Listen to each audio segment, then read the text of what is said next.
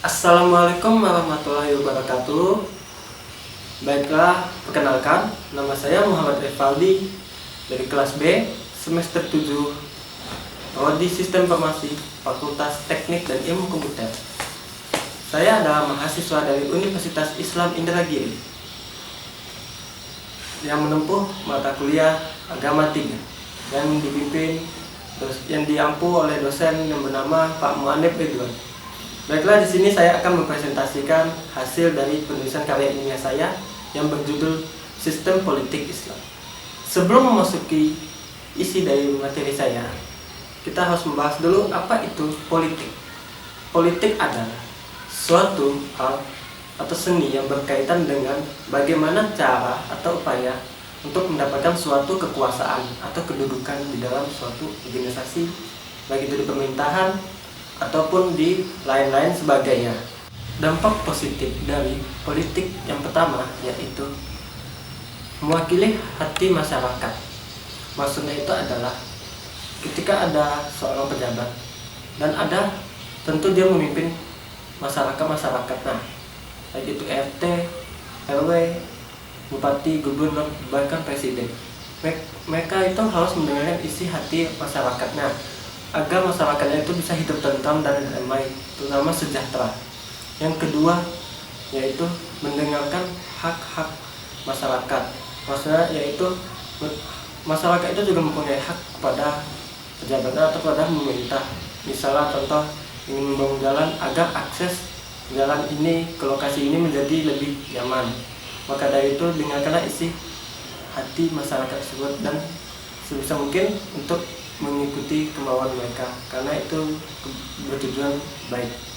Yang ketiga yaitu gunakanlah kedudukan pejabat itu untuk kepentingan bersama, baik itu pejabat pemerintahan sekitar kepada masyarakatnya. Dampak negatif dari politik yang pertama yaitu bisa terjadinya kecurangan ketika meraih kedudukan. Kenapa bilang begitu? Karena di dalam politik itu berbagai cara para calon pejabat ingin mendapatkan kedudukan, misal dengan cara menyogok dan yang lain sebagainya. Yang kedua yaitu menggunakan jabatan itu untuk kepentingan pribadi saja tanpa memikirkan masyarakat sekitar. Yang terakhir yaitu memberikan hak-hak masyarakat tanpa memikirkan memberikan hak-hak masyarakat secara tidak adil. Misalnya yang pejabat ini memberikan sembako di lokasi A ini, tetapi dia tidak memberikan di lokasi B ini, maka itu bisa menimbulkan kecemburuan sosial di antara masyarakat. Baiklah, di sini kita akan memasuki pengertian tentang sistem politik Islam. Sistem politik Islam adalah suatu hal yang berkaitan dengan ketatanegaraan atau pemerintahan dalam menurut pandangan Islam. Contohnya saja sudah pada zaman dahulu dalam kepemimpinan setelah Nabi, khalifah itu adalah seorang pimpinan yang memimpin di wilayah Arab. Kalau untuk sekarang mungkin saja itu raja, karena itu khalifah itu disebut pada zaman setelah Nabi.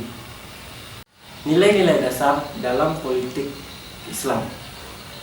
Yang pertama itu kemestian mewujudkan persatuan dan kesatuan umat manusia. Kenapa harus mewujudkan persatuan dan kesatuan? Contoh saja Indonesia. Indonesia ini dibagi beberapa pulau. Nah, tentu dan ada pemimpinnya yang disebut presiden. Tentu presiden ini harus bisa menyatukan kesatuan yang ada di antar pulau Indonesia tersebut. Di dalam Islam juga harus begitu, harus bisa menyatukan umat-umatnya agar selalu bersama. Yang kedua yaitu keharusan musyawarah dalam menyelesaikan masalah. Kenapa harus musyawarah? Karena di dalam suatu diskusi terdapat suatu masalah. Di dalam masalah itu tentu tidak bisa sendiri menyelesaikannya. Tentu harus bisa beramai-ramai, terutama pada masalah besar. Contohnya ada misalnya masalah menentukan presiden. Tentu harus musyawarahkan dulu kepada menteri-menterinya, DPR, MPR dan lain sebagainya, dan masyarakat agar bisa memberikan solusi yang terbaik. Yang terakhir yaitu keharusan menunaikan amanat dan menetapkan hukum secara adil. Tentu sebagai pemimpin itu kan di dalam Islam contoh khalifah. Khalifah itu tentu harus bisa amanat dan menetapkan hukum secara adil. Tidak perlu memandang bulu baik si A ini baik dalam keluarganya maupun yang orang lain. Prinsip-prinsip dasar atau siasah di dalam Islam. Prinsip-prinsip dasar dalam Islam tersebut ada yang berupa prinsip-prinsip dasar yang mengacu pada teks-teks syariah yang jelas dan tegas. Selain itu, ada prinsip-prinsip tambahan yang merupakan kesimpulan dan termasuk ke dalam fikih.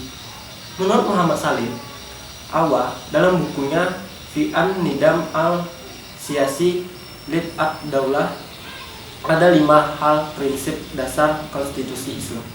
Yang pertama itu syura, yang kedua itu keadilan, yang ketiga kebebasan, yang keempat persamaan, dan yang terakhir pertanggungjawaban pemimpin dan ketaatan umat. Berdasar sumber ajaran Islam, Al-Quran dan Sunnah, setiap muslim meyakini kedua sumber ajaran tersebut memberikan skema kehidupan yang jelas.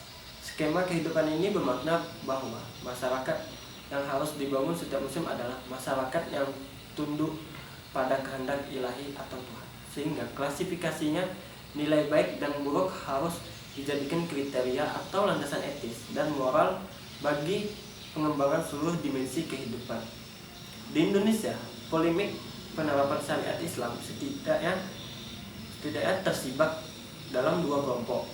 Yang pertama itu satu kelompok mengharapkan syariat Islam seluruhnya dapat diadopsi menjadi sumber hukum negara dan diberlakukannya bagi para pemeluk Islam.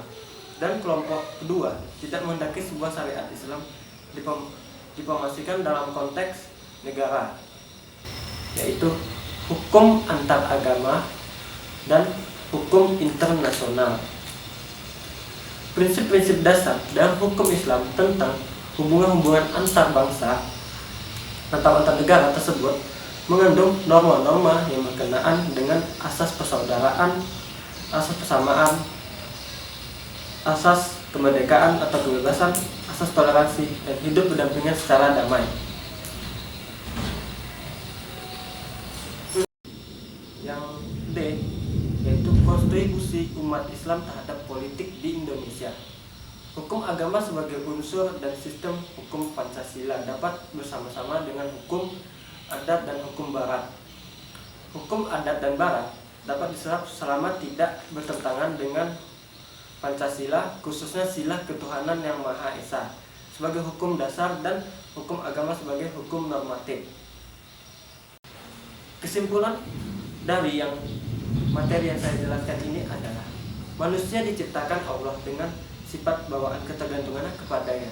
Di samping sifat-sifat keutamaan, kemampuan jasmani dan rohani yang memungkinkan ia melaksanakan fungsinya sebagai khalifah untuk memakmurkan bumi. Namun demikian, perlu diperuntukkan bahwa dalam keutamaan manusia ini terdapat pula keterbatasan dan kelemahannya. Karena kelemahannya itu, manusia tidak mampu mempertahankan dirinya kecuali dengan bantuan Allah. Sekian dari penjelasan materi saya, mohon maaf bila ada kekurangan. Saya akhiri, wabillahi taufiq wal hidayah. Assalamualaikum warahmatullahi wabarakatuh.